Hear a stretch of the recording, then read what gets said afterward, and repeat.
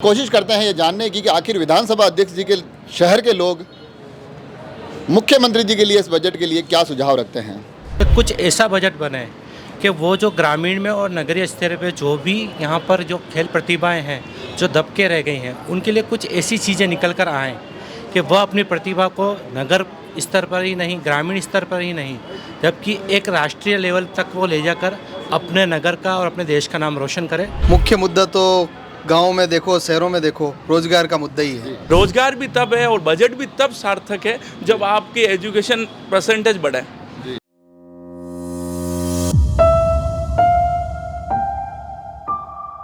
नमस्कार, एक कार्यक्रम बजट की बात राजसमंद के साथ हम लेकर आए हैं और इसकी शुरुआत कर रहे हैं आज, क्योंकि मुख्यमंत्री जी, राजस्थान के मुख्यमंत्री जी कह रहे हैं युवाओं से, विद्यार्थियों से, खिलाड़ियों से कि मुझे बताइए कि बजट कैसा बनाना है।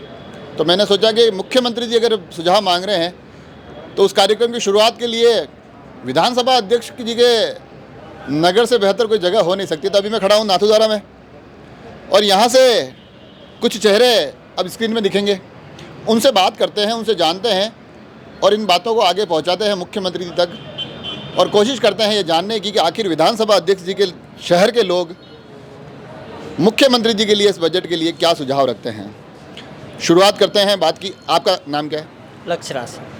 आपके तो नाम में ही लक्ष्य आया हुआ है और मुख्यमंत्री जी का लक्ष्य है कि एक अच्छा बजट युवाओं के लिए बने। तो आपको क्या लगता है कि मुख्यमंत्री जी को कौन से विषय शामिल करने चाहिए? मेरे नज़रिए से राजसमंद जिले में जो संगमरमर का उद्योग है जी, तो उसको ऐसा बढ़ावा मिले कि हर युवाओं को उसमें रोजगार मिल सके, क्योंकि हमारा संगमरमर पूरे वर्ल्ड में फेमस है। तो पूरी दुनिया के लोग यहाँ आए, उस संगमरमर के बारे में जाने और हर युवा साथी उस उद्योग से जुड़े। जी, ये पहला सुझाव है और यहाँ से हम थोड़ा ये समझ सकते हैं कि रोजगार की बात तो आएगी और जब हम कार्यक्रम करेंगे लगातार आएगी, मगर ये अच्छी बात है कि जो संसाधन उपलब्ध हैं वहीं से रोजगार खोजने की बात हो रही है। आपका क्या नाम है? जी, मेरा नाम मेहुल व्यास है सर। कौन से सेक्टर से जुड़े हुए हैं आप? मैं स्पोर्ट्स से जुड़ा हुआ हूँ सर, तो मैं स्पोर्ट्स की ही बात करूँगा जी।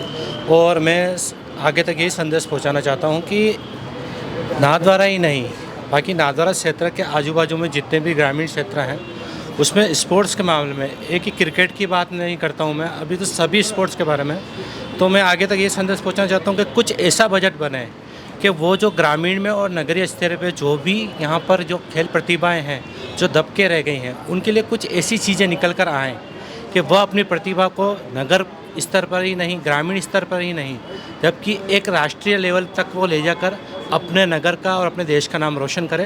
तो खिलाड़ियों के लिए मेरे लिए यही आप चाहते हैं कि एक ऐसी प्रक्रिया बने कि तमाम खिलाड़ी जो ग्राउंड लेवल पे हैं उनको मौका नहीं मिल रहा है वो आगे आ सके। जी। अब युवाओं के अगले चेहरे की तरफ चलते हैं। महेंद्र जी हमारे राजसमंद एक्सप्रेस पर दिखाई देते रहते हैं। क्या आपको क्या लगता है कि क्या व्यवस्थाएं होनी चाहिए? मुख्यमंत्री जी को क्या संदेश देना चाहते हैं? सर, मैं एक स्टूडेंट के तौर पर बोलना चाहूँगा। मैं छात्र संघ अध्यक्ष रहा हूँ। मैं कहना चाहूँगा कि सर, जो शिक्षा पद्धति है वो शिक्षा पद्धति में कुछ सुधार लाना चाहिए ताकि युवाओं को रोज़गार भी मिले और युवा जो अपनी शिक्षा का उपयोग इन चीज़ों में कर पाए। अब जैसे कॉम्पिटिटिव एग्ज़ाम होते हैं तो उसमें बहुत सारे आरक्षण वगैरह जो चीज़ें होती हैं उस वजह से सारे युवाओं को इस चीज़ में मौका नहीं मिल पाता है। तो शिक्षा पद्धति में कुछ सुधार हो ताकि हमारी शिक्षा युवाओं के काम आए। और साथ ये कहना चाहता हूँ कि अभी हमारे विधानसभा अध्यक्ष डॉक्टर सीपी जोशी साहब ने कॉलेज फंक्शन में बोला भी था कि राजस्थान में आर्टिफिशियल इंटेलिजेंसी एजुकेशन को बढ़ावा देना चाहिए और उन्होंने डिमांड भी की शिक्षा मंत्री साहब से कि भाई आप आने वाले समय में इस चीज़ को बजट में जोड़ें। तो मैं तो यही कहना चाहूँगा माननीय अशोक जी साहब से कि बजट में इस चीज़ को जोड़ें और रोज़गार के अवसर पैदा करें ताकि हमारे युवा पूरे देश में क्या पूरे संसार में अपना नाम रोशन करें। धन्यवाद सर। तो ये अलग अलग तरह के रोजगार आ गया है, खेल आ गए हैं, शिक्षा से जुड़ा हुआ मामला हो गया और ये तमाम चेहरे नगर से जुड़े हुए मामले हैं, चेहरे हैं। ग्रामीण क्षेत्र की तरफ चलते हैं। क्या लगता है आपको, क्या सुझाव आपकी तरफ से निकल के आते हैं कि यार ये तो मुख्यमंत्री जी अगर रखेंगे तो हमारे युवाओं के लिए बढ़िया होगा? और आप तो चुनाव लड़ते हैं तो आपको लगता है कि इस नाम पे हमको वोट भी मिल जाएंगे, ऐसा कुछ मुद्दा? मुख्य मुद्दा तो गाँव में देखो, शहरों में देखो, रोज़गार का मुद्दा ही है। हर व्यक्ति, हर स्टूडेंट सरकारी नौकरी तो लग नहीं सकता है। इसमें अशोक गहलोत साहब ने जैसे अडानी ग्रुप आए थे, अडानी जी काम करने के लिए कि राजस्थान में इतनी इंडस्ट्री लगाएगी, इस तरीके से कोई प्राइवेट इंडस्ट्री लाएं बड़ी बड़ी जिसमें युवाओं को रोजगार के सुनहरे अवसर मिले। और एक चीज़ मैं और बताना चाहता हूँ कि मुख्यमंत्री जी ने राजस्थान में अभी अंग्रेजी माध्यम विद्यालय रूपांतरित किए हैं। उन विद्यालयों में 30-30 सीटें फिक्स है हर क्लास की, तो वो सीटें भी थोड़ी बढ़ाई जाए, क्योंकि गाँवों में हर पंचायत में 4-5 हज़ार आबादी होती है, उसमें हर क्लास की 30 सीटें होती है, वो कम होती है। उसको बढ़ा के उसको थोड़ी बढ़ा के ज़्यादा की जाए, जिससे अच्छी शिक्षा मिल सके और अच्छा फ़ायदा हो सके। रोजगार के अवसर बढ़ाने के लिए सरवण सिंह जी कह रहे हैं। आपका क्या नाम होता है? मेरा नाम मेघान सनाडे है। मेघांश जी, आप मेरे को वैसे यूँ बॉडी से ऐसा लग रहा है कि कहीं बॉक्सिंग कुश्ती के जुड़े हुए हो आप। जी, मैं रेसलिंग खेलता हूँ और मैं नेशनल खेल के आ गया हूँ, ऑल इंडिया कंपटीशन में खेल के आ गया हूँ। और आज मैं आपको विद्यार्थी के और एक खिलाड़ी के तौर में बताऊँगा कि जो हमारी एजुकेशन प्रणाली है उसमें थोड़ा सा सुधार करके, जो विद्यार्थी चाहता है कि मेरे को शुरू से ये फील्ड में जाना है, जो अपना प्रणाली है उसमें आज अपन 11वीं कक्षा से जुड़ के उसको वो फील्ड में ले जाते हैं। तो सरकार को ये आगे बढ़ना चाहिए कि जो जिस फील्ड में वो विद्यार्थी जाना चाहता है उसको उसी की शिक्षा प्रणाली उसके आगे से ही कर देनी चाहिए, ताकि वो उस फील्ड में पूर्ण तरह से जा सके और उसको लंबा समय मिल सके उस फील्ड में चुनने के लिए और कुछ अच्छा कर सके उसमें। और खिलाड़ी के तौर में मैं ये कहना चाहता हूँ कि खिलाड़ियों की स्थिति अभी अपन देखी जाए तो गाँवों में और शहरों में भी बहुत पूर्ण रूप से कमज़ोर है।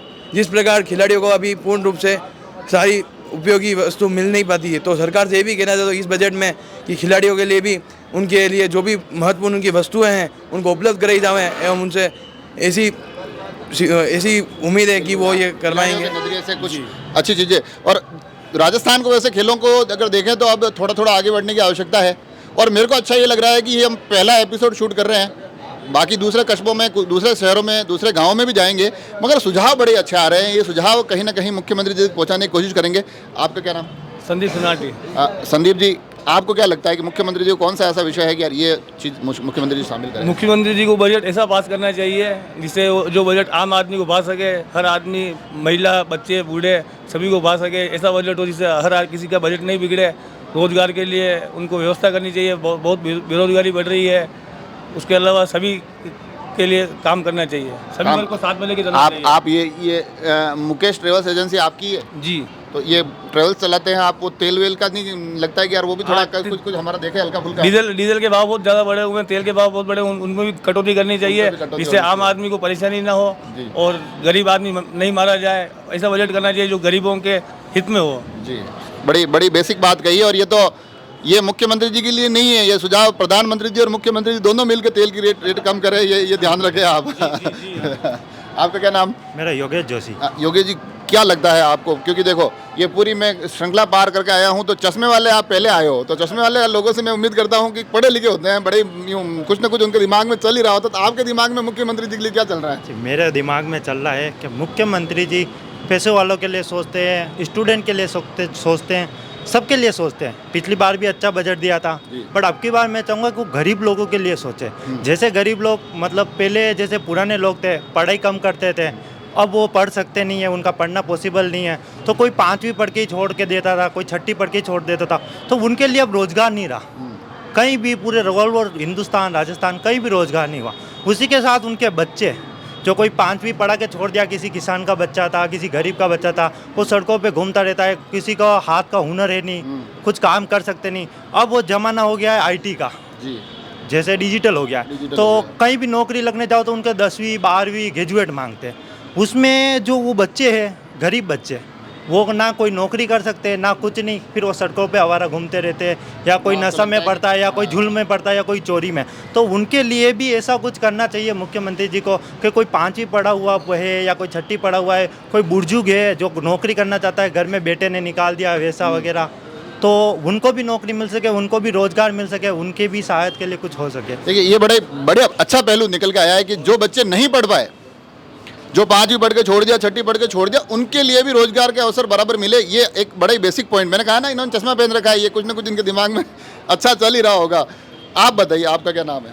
सर, मेरा नाम जुजर हुसैन है और मैं बीएड प्रशिक्षणार्थी भी रहा हूँ तो मैं ये चाहता हूँ कि जो सिस्टम चला आ रहा है 1986, 2002 और 2005 NCF, ये सारी पॉलिसियों का निचोड़ निकाल के हमारे आदर्श डॉक्टर CP जोशी साहब जो कह रहे थे उस पर सरकार को सोचना होगा। हमारा सिस्टम, हमारी एजुकेशन प्रणाली जो है उसको बदला जाए, उसको रोज़गार उन्मुखी बनाया जाए। मैं B.Ed कर लिया या M.Ed कर लिया, मेरे लिए कोई रोज़गार नहीं है। आपको जब तक उस नए ज़माने के साथ नहीं चलेंगे तब तक आप कुछ नहीं कर सकते। रोज़गार भी तब है और बजट भी तब सार्थक है जब आपकी एजुकेशन परसेंटेज बढ़े।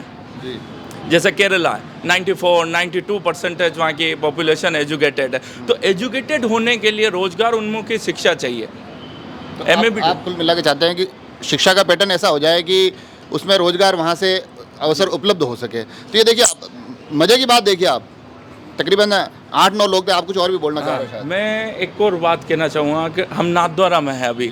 नाथद्वारा विश्व पटल पर धार्मिक नगरी के रूप में जाना जाए तो पर्यटन के क्षेत्र में भी नए बदलाव होने चाहिए। जिस ओर दुनिया बढ़ रही है ना, उस ओर हम बढ़े।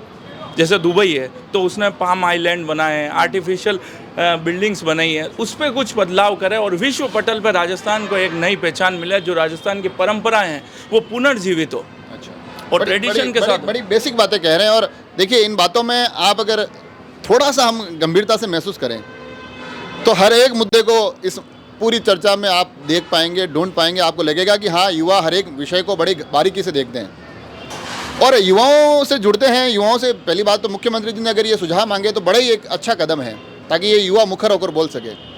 और उससे भी अच्छा कदम ये है कि ये जो हम कार्यक्रम कर रहे हैं, ये कार्यक्रम भी है कि युवा जो रेल मंगरा प्रधान है आदित्य प्रताप सिंह जी, उनकी ही सोच है, उनका ही कॉन्सेप्ट है कि ये हमको करना चाहिए। तो ये तमाम एक युवाओं की सोच मुख्यमंत्री की सोच से मिलती है, तब नाथद्वारा की नगर से इन तमाम चेहरों के माध्यम से ऐसे बेहतरीन विचार आते हैं। और यकीन मानिए, इन विचारों को हम कोशिश करेंगे आगे कहीं पहुंचा सके। विधानसभा अध्यक्ष जी के इस क्षेत्र से हमने शुरुआत की है, मगर आप तमाम लोगों से भी आग्रह है कि अगर आप में से भी किसी को लगता है कि हम लोग भी इन कार्यक्रम से जुड़ना चाहते हैं, हमारे पास भी ऐसे कुछ सुझाव, ऐसे कुछ विचार है जो मुख्यमंत्री जी तक पहुंचने चाहिए, तो आप हमें नीचे लिखे हुए नंबर पर ज़रूर संपर्क करें। हम कोशिश करेंगे कि आपके नगर, आपके गांव में आए, आपके कस्बे में आए, आपके विचार जानें। अगर हम नहीं पहुंच पा रहे हैं तो आप अपना वीडियो बनाकर या मेरे को व्हाट्सएप पे मैसेज करके भी अपने विचार भेज सकते हैं। मगर कोशिश करेंगे कि आज नाथद्वारा नगर से शुरू हुई ये यात्रा राजसमंद के अधिकांश क्षेत्रों में जाए, अधिकांश युवाओं की आवाज़ को हम इस कार्यक्रम के माध्यम से प्रदेश के पटल पर रख सकें। जुड़े रहे राजसमंद एक्सप्रेस से। धन्यवाद।